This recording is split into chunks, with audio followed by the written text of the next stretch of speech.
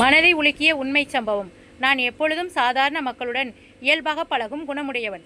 தினமும் அலுவலகம் செல்லும் வழியில் ஒரு பெரியவர் வெயிலிலும் மழையிலும் பொம்மைகள் விற்று கொண்டிருப்பதை பார்த்திருக்கிறேன். நேற்று மாலை குழந்தைகளுக்கு ஒரு பொம்மை வாங்கலாம் என்று அவரிடம் ஒரு வெள்ளை நிற பூனை பொம்மை கொடுங்கய்யா என்றேன்.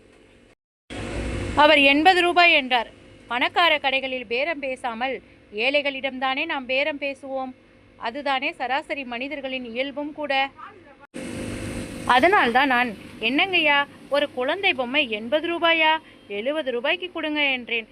அவர் என் கண்களை உற்று பார்த்துவிட்டு, இதை குழந்தைகளுக்கா வாங்குறீங்க என்றார். நான் ஆமாம் என்றேன். அவர் கொஞ்சம் மெதுவான குரலில் ஒரு 70 கொடுங்க என்றார். அவர் கண்கள் லேசாக கலங்கியதை நான் கவனித்தேன். அது மனதை என்னவோ செய்ய, ஏன் ஐயா என்னாச்சு, ஏன் அலறிங்கன்னு கேட்டேன். ஒன்றுமில்லை சார் என்றார். நான் மீண்டும் மீண்டும் வற்புறுத்தி கேட்க அவர் மெதுவாக சொல்ல ஆரம்பித்தார். என் பெயர் ஆவுடையப்பன், வயது 77. என் மனைவியின் பெயர் பார்வதி, வயது 73. எங்களுக்கு 6 குழந்தைகள். மிகவும் ஏழ்மையான குடும்பம். மிகவும் கஷ்டமான சூழ்நிலையில் பிள்ளைகளை வளர்த்தோம். பல நாட்கள் நானும் என் மனைவியும் சாப்பிடுவது கூட இல்லை. இருப்பதை பிள்ளைகளுக்கு கொடுத்து விடுவோம். பல நாள் இரவு பட்டினி இருந்திருக்கிறோம். ஒரு நாள் கூட என் மனைவி இதற்காக என்னோடு சண்டை போட்டதில்லை. பிள்ளைகள் எல்லாம் திருமணம் முடித்து அவரவர்கள் தனி குடும்பமாக சென்று விட்டனர். எங்களுக்கோ தடுமாறும் வயது. அதனால் பெற்ற மக்களின் வீட்டில் போய் இருக்கலாம் என்ற எண்ணத்தில் மூத்த மகனிடம் விபரத்தை சொன்னேன்.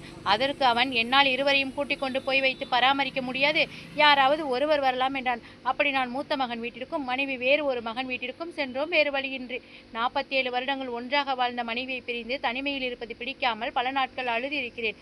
மனைவி நினைவுகள் மனதில் போராட இறுதியில் என் மனைவி இருக்கும் மகன் ஊருக்கு சென்றேன்.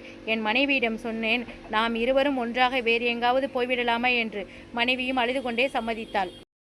மகன்கள் வீட்டிலிருந்து நாங்கள் வெளியே வந்து 1 வருடமாகிறது. பிழைப்புக்காக நான் குழந்தைகளின் பொம்மைகளை நடந்து சென்று விற்கிறேன். தினமும் 80 ரூபாய் முதல் 100 வரை லாபம் கிடைக்கும். இதை வைத்துக்கொண்டு ஜீவனாம்சம் செய்து கொண்டுள்ளோம். இப்பொழுது எனக்கு வயது 77 ஆகிறது. எப்போது வேண்டுமானாலும் நான் இறந்து போகலாம். வரும் 100 ரூபாய் வருமானத்தில் கொஞ்சம் மிச்சம் பிடித்து சேமிக்கிறேன். அது எங்கள் மரண செலவிற்காக. என் பிள்ளைகளுக்கு அந்த செலவு தொந்தரவு கூட வேண்டாம் என அதை என் மனைவியிடம் கொடுத்து வைக்கிறேன். ஒரு நாள், இந்த பணம் எதற்கு சேமிக்கிறீர்கள் என்று என் மனைவி கேட்டாள். நான் மரண செலவிற்கு என்றேன். சத்தமாக கத்தி அழுது விட்டாள். இப்பொழுது என் மனைவியின் பிரார்த்தனை, என் கணவர் மரணிக்கும் அதே நேரத்தில் எனக்கும் மரணத்தை கொடுத்துவிடு கடவுளே என்று. என் பிரார்த்தனையும் அதுவேதான் என்று அவர் சொல்லவும், இதை கேட்டுக்கொண்டிருந்த நான் மனதால் நொறுங்கி போனேன். நீங்கள் இங்கே இருப்பது உங்கள் பிள்ளைகளுக்கு தெரியுமா என்றேன். அவர்களுக்கு தெரியாது என்றார். எங்களுக்கு மனம் கனத்து போனது. சாதாரண மக்களிடம்தான் எத்தனை வழிகள் மனதில் புதைந்திருக்கின்றன. சின்ன சின்ன வியாபாரிகளிடமும் பழக்காரர்களிடமும் பேரம் பேசாமல் அவர்களின் வாழ்வாதாரத்திற்கு நம்மால் முடிந்த அளவு உதவி செய்ய வேண்டும் என்ற படிப்பினையை இந்த பெரியவரிடம் உரையாடியதன் மூலம் நான் தெரிந்து கொண்டேன். படித்ததில் பிடித்தது. உங்களுக்கு பிடிச்சிருந்தா சப்ஸ்கிரைப் பண்ணிடுங்க.